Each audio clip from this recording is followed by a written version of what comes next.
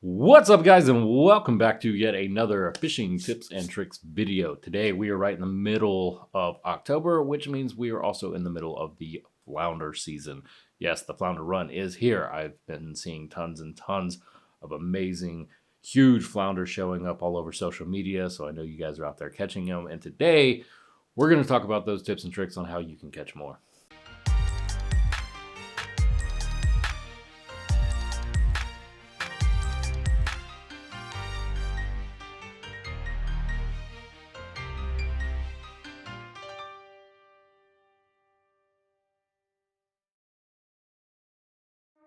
All right, so right now it is flounder season, which means everybody is lining up on all of the piers and they're going to see Wolf Park, and anybody that has a boat, they're packing themselves into the ship channel.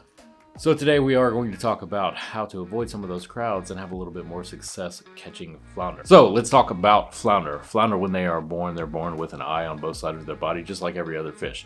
Now, as they grow older, one of those eyes will migrate to the other side of the body, so they end up with two eyes on one side, and they spend the rest of their lives laying on the ocean floor, just waiting for bait to pass. They're ambush fish. That's exactly what they do. They're going to lay on the bottom, and as bait runs by, they're going to run up and they're going to smack that bait. Now, because we know that and we know how flounder operate, we can use that to our advantage. Now, I've mentioned when to catch flounder during this flounder season. That's all of these fall and winter months. In fact, that's the only time of the year that I specifically target flounder, and it's the same with a lot of other people. Now, you can catch flounder throughout the year. It happens. I catch them on accident pretty regularly. But this is the time of year that I specifically target flounder because they're a lot easier to catch, and this is when you're going to catch those big ones. But other than the season, we are going to get a little bit more specific and talk about the day-to-day of catching flounder.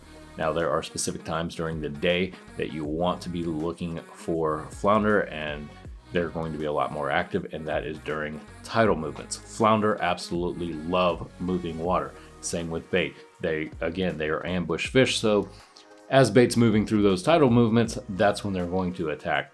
I told a story last year, and I'll say it again.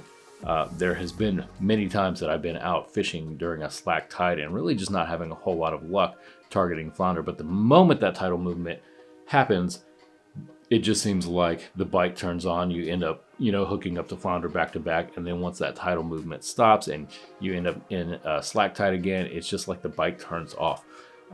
Now, you can catch flounder in the slack tide. It's just not going to be as consistent as during those tidal movements. Now, another great time to search and target flounder is at nighttime. This is when you want to be doing that night fishing. If you've never done that before, you've got to try it. Fishing those lights, this is also a good time to break out those glow-in-the-dark lures. They work really, really well this time of year for flounder.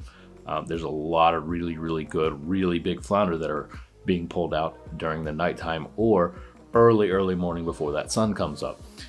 They absolutely feed during those times, and it's just a great way to catch fish. But beyond that, it's also a great way to get away from all of those crowds from the people right now that are targeting flounder and lining up on all the banks and the piers and everywhere else.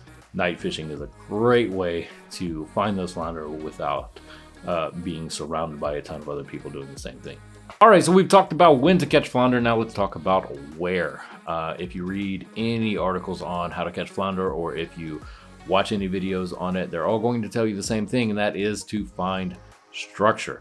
Flounder absolutely love structure. They love finding the bait that runs in and out of that. It's a good hiding spot for all of those bait fish, and flounder will sit in all of that structure. Now, what do I mean by structure? Well, it can be a lot of things. It can be walls, it can be docks or pillars or pylons or rock structures. Anything that creates a type of structure underneath the water, that's where you're going to find flounder. That's also the reason that everybody runs to the ship channel, because there's not a better place in Galveston to find structure. The entire thing is structure on both sides. So yes, find structure. An easy way to find flounder is to just find all of that. Now, there are a lot of places that aren't as common that have a lot of structure. You don't have to go into the ship channel. There are many places that you can go. Just look on Google Maps. There's a ton of places that have rock piles and pylons and all of that stuff. Just figure it out on there to plan your trip for flounder fishing. Now, beyond structure, there are a few other places that you can find flounder pretty regularly. One of those is to fish the drop-offs. Make sure you're fishing the drop-offs. Flounder love to sit right on that edge of the drop-off, and they wait for those bait fish that go down to those deeper guts and those cuts, and they wait for those bait fish to come out, and then they will ambush them as they do that. So a great place to catch flounder is just to fish the drop-offs.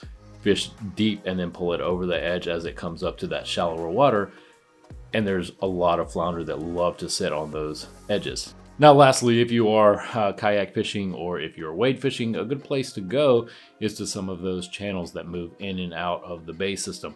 Those are great places that flounder love to stack up in and wait for all of that bait moving in and out of the marsh. I like to look for piles of oyster. Now, I don't like when there's just tons and tons of oyster like running all the way down a bank, but if you find these little sections that have oyster in it, a lot of those flounder are going to sit in between all of that, and they're going to wait for all of the bait fish that come and feed on all of the oyster, and they're just going to wait there and ambush them as they come off.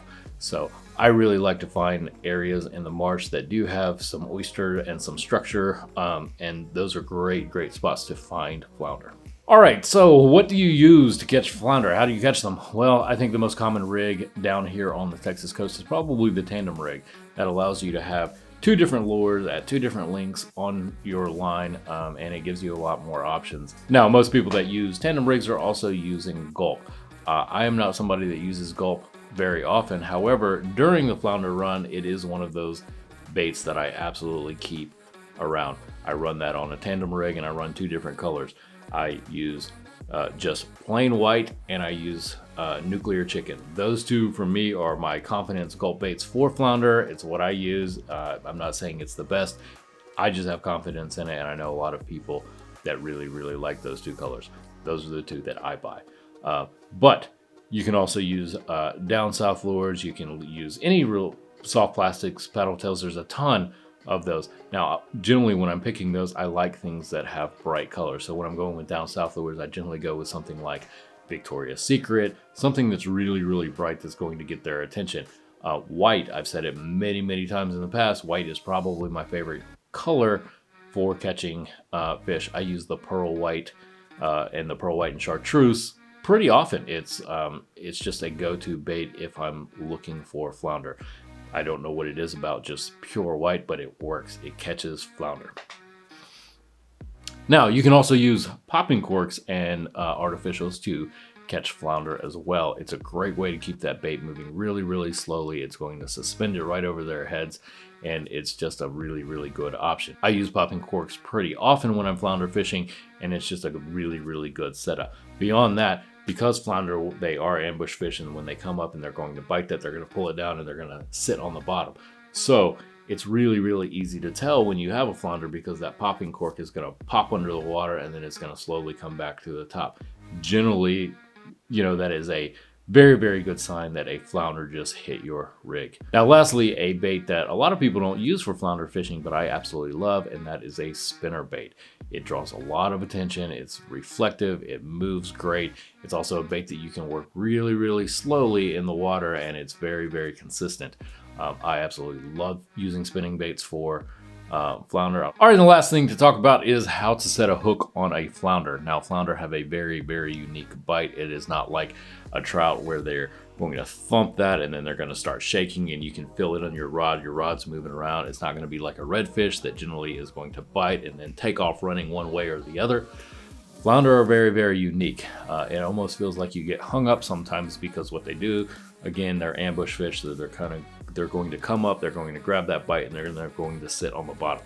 And so on your rod, that really feels like just a sudden thump, and that's it. Then it just feels like dead weight.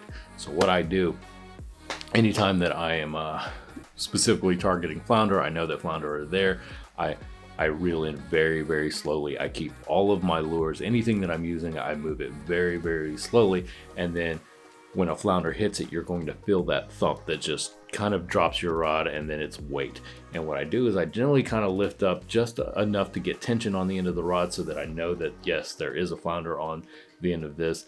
And at that point, I reel down and I set that hook. Now, the most important thing that you can do when you are catching flounder is make sure you keep tension on that line. Flounder are absolutely notorious for getting off and spitting hooks. They're very, very good at it. So you have to keep tension on that line. If you don't, they're going to spit it every single time. They're very, very good at it. So just keep tension on that line. Flounder do not fight as hard as like a redfish do. It generally only takes you a few minutes to get a flounder in. So just keep tension on that line, get him in close to you, and get him, in the kayak or in the net or whatever you're using.